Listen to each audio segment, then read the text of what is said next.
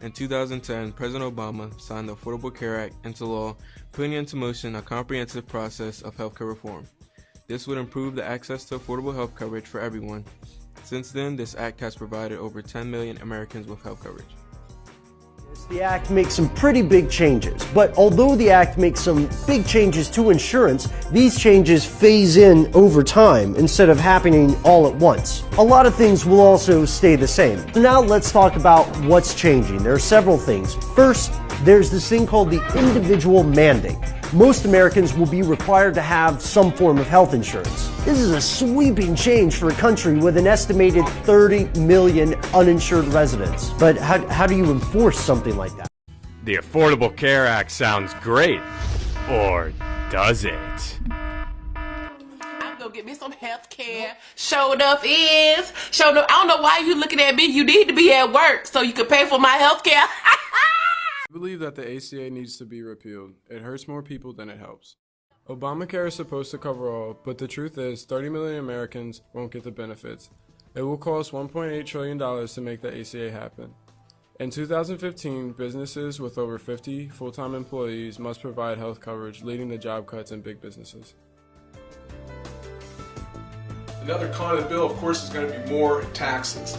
Medical device manufacturers, they're going to be subject to an excise tax on all their products of 2.3%.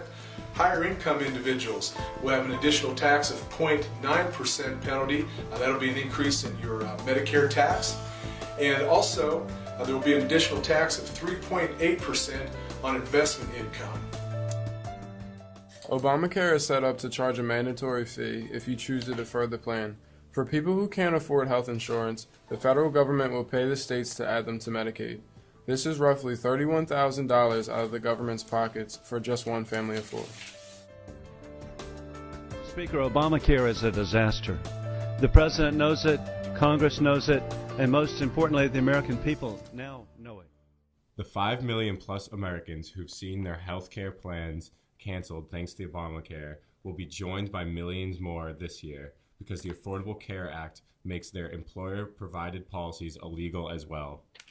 The ACA requires small group plans to provide 10 essential benefits that add $1.79 an hour to the cost of a 40-hour worker.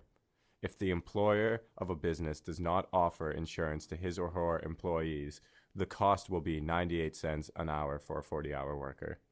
The employer mandate of the ACA will only cause fewer people to be insured. The ACA is claimed to save consumers money by limiting premium increases from year to year using a rate review program. Despite this effort, an estimated 4.7 million Americans had to give up their current health insurance. Among those seeking new plans under the ACA, 39% would end up paying more than their previous plans.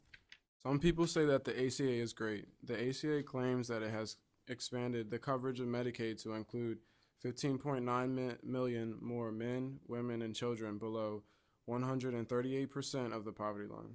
However, the money that Medicaid is using to expand comes from federal and state funding, leading to less spending towards things like infrastructure, schooling, and public services. Also, not all of the states have to expand the Medicaid, which leaves 5.7 million people of the nation's poorest without coverage options and with higher taxes. Although we would just prefer to completely repeal the Affordable Care Act, here are some reforms we think would help fix the act instead. One solution to fix ACA is to let everyone have their own health savings account, which means the individual is responsible for their own medical bills. Another solution would be to take away employer tax breaks for providing health care. That way employers can use that revenue on increasing employee salaries and wages. With this increase in employee wages, consumers will have the freedom to shop around and acquire the health care policy that they want from the insurance company that they want. Our last reform is that instead of making health care insurance mandatory for all citizens, one should have the choice as to whether they need health care or not without being penalized for deciding not to. Forcing Obamacare for those that don't want or prefer it can increase the burden on a person or a family, and in turn reduces the freedom of the people. Allow people to make their own decisions.